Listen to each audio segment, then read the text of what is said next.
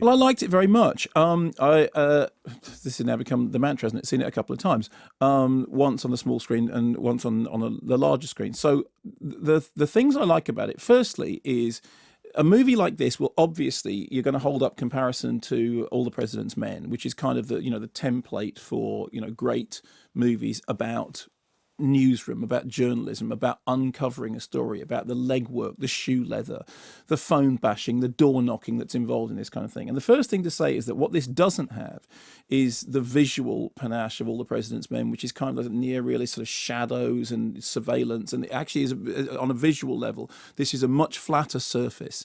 And almost to the point, I think, that you could consider it to be slightly televisual. I have seen it both in small screen and large screen. Enjoyed it very, very much both times around. So what it doesn't have is quite that cinematic kick that All the President's Men did have.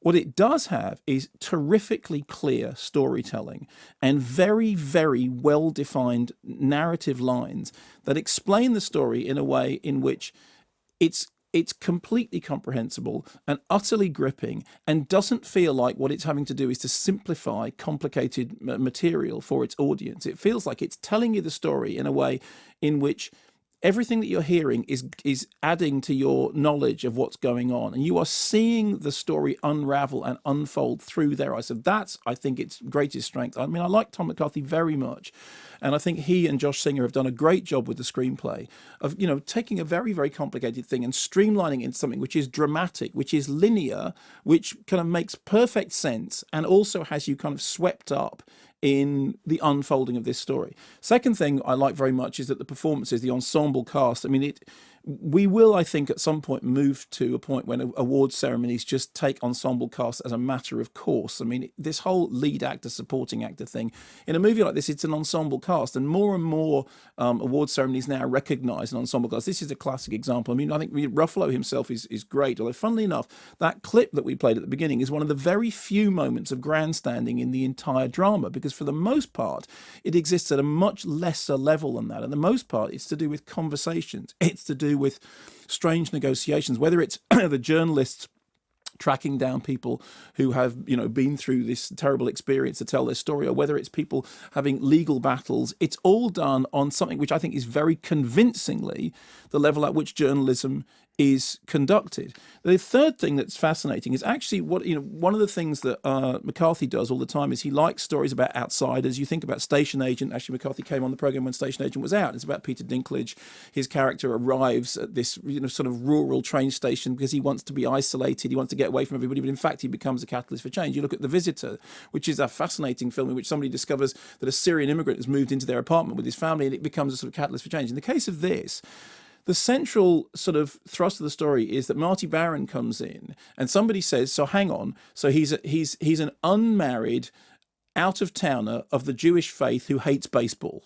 So on every level, he's an outsider. And what then happens is that Stanley Tucci's character, who is an Armenian lawyer, says, that's the point. It takes an outsider to see this, to see it for what it is, and to start picking away at it. Mark Ruffalo in that interview quoted that line: if it takes a village to raise a child, it takes a village to abuse a child. And what the film does is it takes this silence within the Catholic Church, and it actually looks at the way in which that sits within a much wider silence, the silence of the community, the silence of the political arena, the silence of the newspaper themselves. And you're quite right to have raised that thing, that the newspaper themselves are kind of held to account for why it is that they haven't done it. And I really like this sort of thread that goes through McCarthy's films, which is seeing an outsider as being an agent of change, seeing an outsider as being an agent of catalyst. And I think the story, the filmmaking in Spotlight, tells that story really well without having to constantly flag it. I said there are a couple of moments. Stanley Tucci actually does have that speech in which he says, this is the point. This is why he is able to see this for what he is, because he's an outsider, because he's not on that golf course with all the guys, And again, Ruffalo talked about this in the interview.